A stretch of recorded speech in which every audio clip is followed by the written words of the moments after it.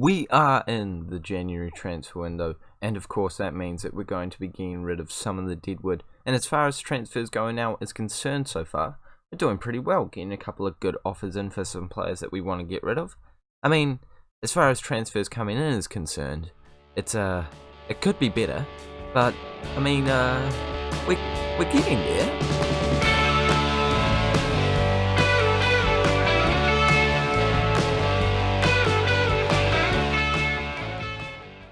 Hello guys, and welcome back to the third episode of the Jürgen Klopp Challenge with Watford, where today we are in the January transfer window, and we are very excited to be able to make some transfers after evaluating the squad, realising where we need to strengthen and where we are pretty okay. And the areas that I've looked and realised that we probably need to strengthen is it's quite a lot, I'm not going to lie, a little bit more than I expected, so maybe I'm thinking a new striker would be handy, a new midfielder would be handy, another winger for a bit of cover would be handy, maybe some younger wing-backs would be handy, a centre-back would be handy, and a new goalkeeper would be handy. So literally every single position on the field I feel like could be improved upon, but you know what, we've definitely got some absolute gems in this squad, and I'm not acting like it's all bad. We have done pretty well with this team so far, despite the fact that we haven't moved up from 9th place at all. But since last time out, we have done okay, up and down, you know, not the most consistent side of all time, but we'll go over those games. And they started off with a 1-0 away win against Newcastle, and then a loss, very disappointing, at home against Sheffield United. We really should have done better there. Then an away draw to Everton, which isn't too bad either, and a 3-0 win away from home against Aston Villa, probably the highlight so far. A 1-0 draw to Brighton at home to end it. I mean, yeah, it's a little disappointing, but I'm hoping that we can bounce back, do a little bit better against 8th place, not Brighton, that's who we just played, Bournemouth in this game. Certainly a difficult side, considering the fact that they're up in 8th. You know, both of us actually got relegated in the Premier League in real life, but don't seem to have gotten that memo in Football Manager in this season, but we're not complaining as we are up in that position too. So this is the team that we are going with for this game. Unfortunately, Pereira, Decore and Capoue all hate each other, so we're bringing in Will Hughes to give him a try. Welbeck's still doing alright. He got 2 goals and an assist in that win against Aston Villa, and got the assist in the game against Brighton, so not too bad at all, but I'm still going to give him a chance and see how he does. Going with a positive mentality to see and try and get some goals in it for us, but we're going to jump straight into it and hopefully we can come away with all 3 points and go above Bournemouth. 5 at the back, a very interesting formation. I mean, if it works, it works, but I always think that 5 at the back really works the best when you have no wingers, because those wing backs kind of play as left back and right back as well as left wing and right wing, so that's just my personal opinion. But, I mean, watch them beat us now. I shouldn't have said that actually. I shouldn't have ridiculed them, because they're now going to come up against us and score about 10 goals with their wingbacks and wingers, just to, you know, rub it in and show that I know nothing and I am definitely not a tactical genius. Begovic clearing it up for them, and they are on the attack in the right sort of area. Their wingback is coming at us, and I think he's just won a penalty. Olibus, who's been very good this season, gives away a sloppy tackle that leads to a penalty, and Joshua King is standing up to the plate. Come on, Foster. Yes! Gets a good glove onto it, and it goes past the post and out for a corner. Surely we'll be able to defend this. Oh, I hope I didn't jinx that. King gets it. After missing the penalty, he will be very eager to redeem himself, but eventually we do get it to go out for a throw-in. I think we've gotten away with it that time, but I mean, straight afterwards we do have a bit of a highlight still going on. Lewis Cook playing it to Lerma. Come on, we need to get the ball here and create a counter-attack of our own. But Smith is in on goal, the man who won the penalty. And Joshua King is having an absolutely shocking day.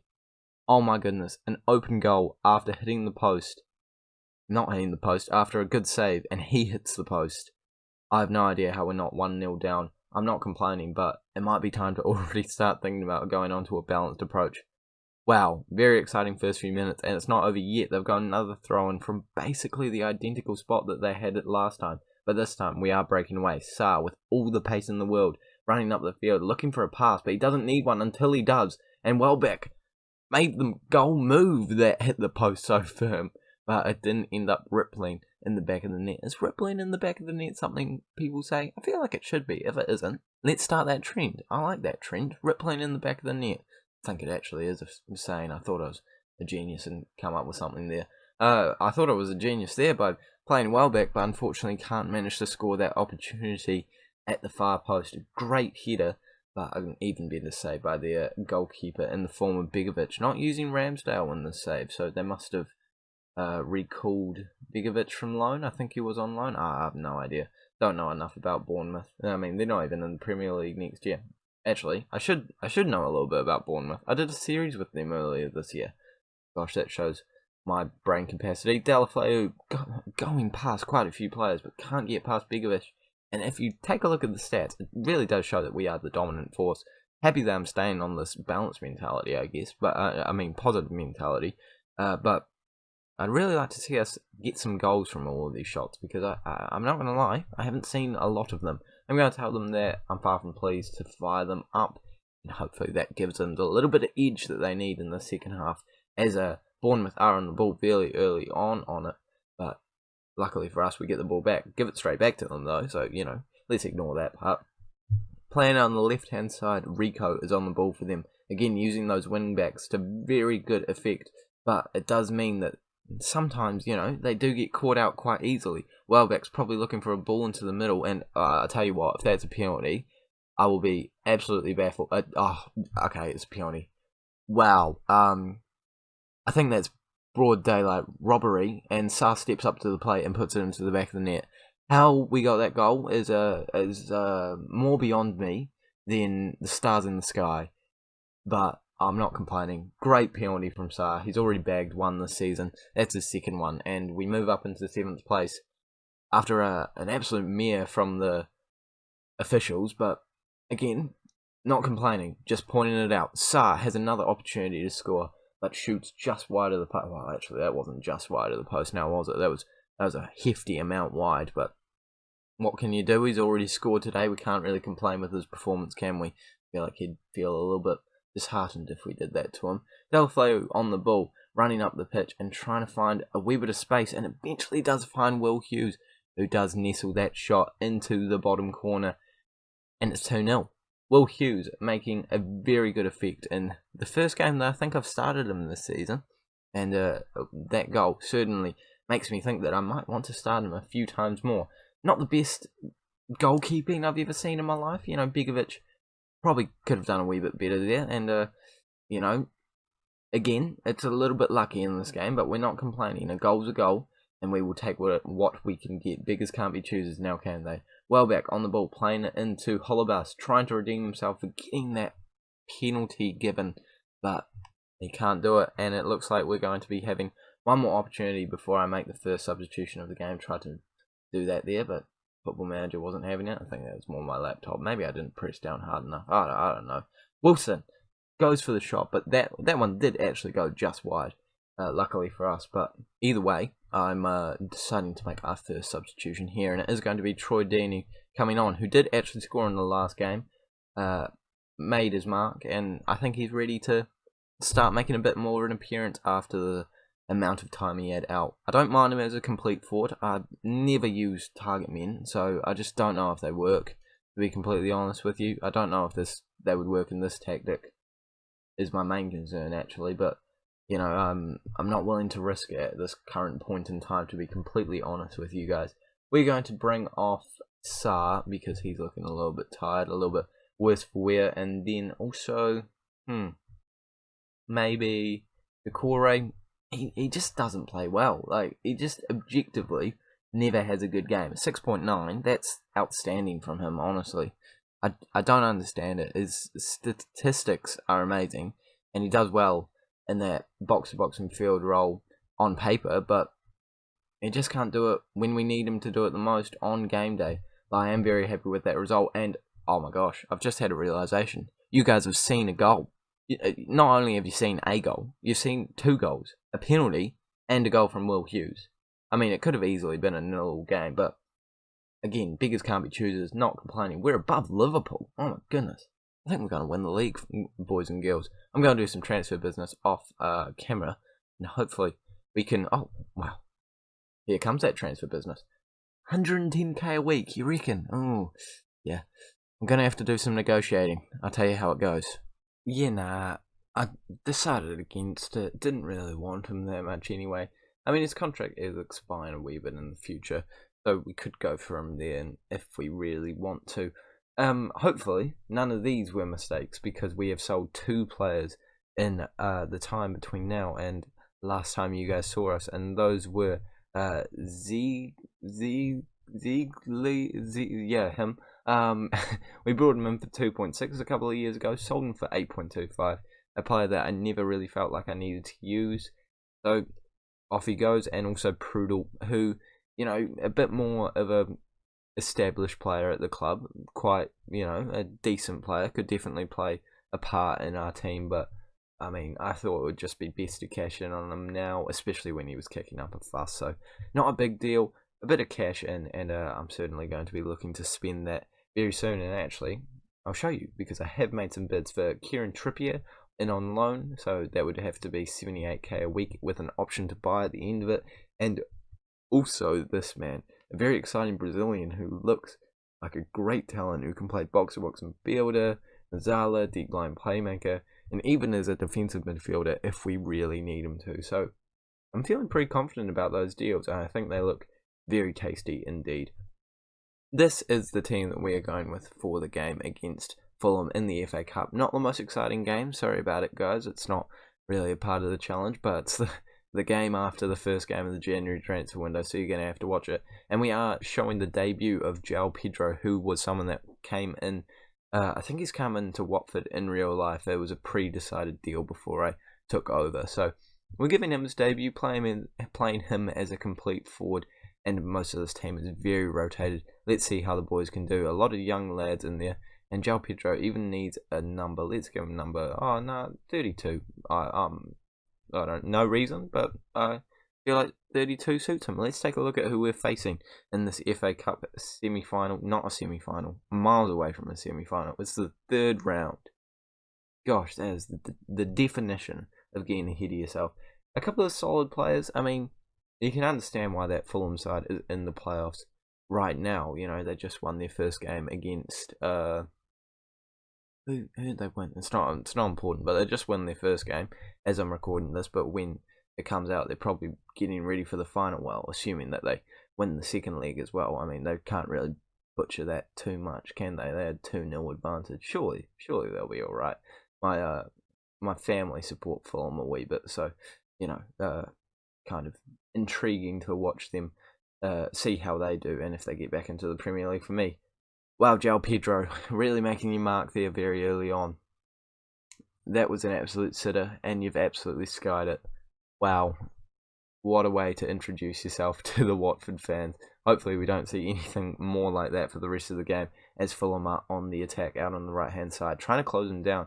And I really thought we would be able to get a foot in there, but eventually they play it all the way back to the goalkeeper. They know the strategy. They know how it works. If you play it back to the goalkeeper, you have a great opportunity, and they are still on the... Oh, they're playing it back to the goalkeeper again, guys. I'm nervous. This could be a goal, I'm not going to lie. Playing it out on the right-hand side, looking for a ball into the middle, and what did I say? If you play it back to the goalkeeper, you get some goals, and unfortunately for us, they have gotten a goal. I can't be bothered watching the replay because this is an FA Cup, not final. Why do I keep thinking it's the FA Cup final? It's nowhere near the FA Cup final. It just, the FA Cup 3rd round. And Fulham are dominating us. Mitrovic in on goal. Good save by Foster, luckily for us. But they're still coming at us with another opportunity straight afterwards, and it's 2-0.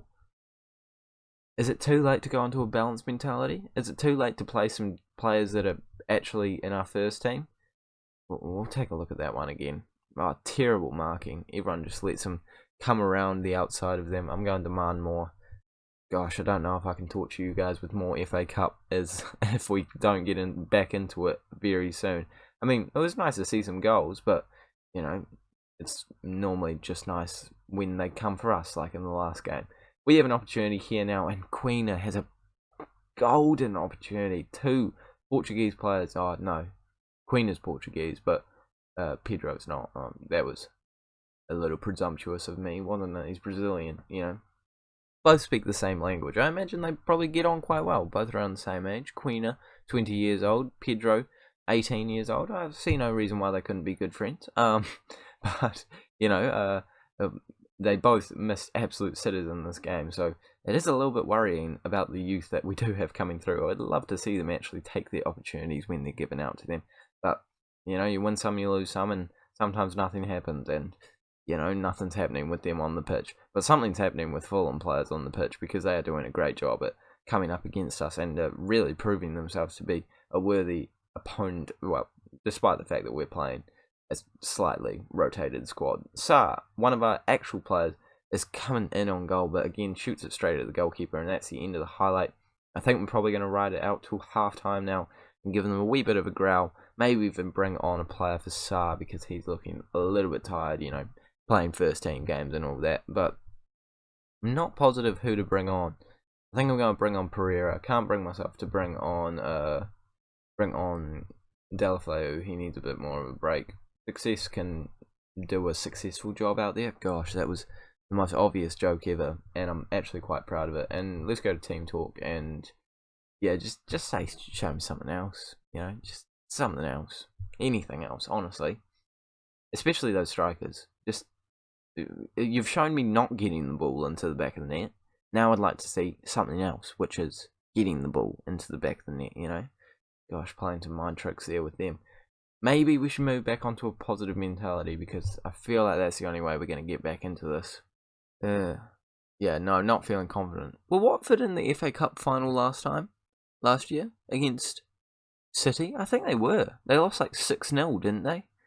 Maybe it's not a good thing if we go all the way to the final. Maybe it's a good thing that we're getting knocked out this early. I don't think I could handle that. I wouldn't live that down. We get the ball back, and we could be in with the first opportunity of the second half success, playing it into Quina, who's looking to redeem himself, and links up with... Oh, it doesn't link up with Pedro now, does he? Because he did a bad pass. If he did a good pass there, he would have been in on goal. Probably would have missed it, and that would have been a second sitter that he's missed of the day, but he would have been in on goal at the very least, and, Quina would have gotten some credit. But either way, we're on the ball still. Coming at them, whipping a ball in. Success. Mate, that was not a successful shot. I love these success jokes way too much. I'm actually considering playing them more often just so that I can make these jokes. They make a save from the corner, and I think that we're just, running down the clock at this point. I think I'm going to make another substitution. Who else can we bring off? Who's actually a player that we'd like to rest? Cabasele? Yeah, why not? He plays a lot, because he kicked up a fuss, and I actually want to keep him around, so I'm actually playing him in games. So, it doesn't take a lot for me to actually get you to play games if I actually like you. If I don't like you, don't even bother. I probably have plans to put you on the transfer list anyway. They come at us and they're trying to rub salt into the wound, and they do it.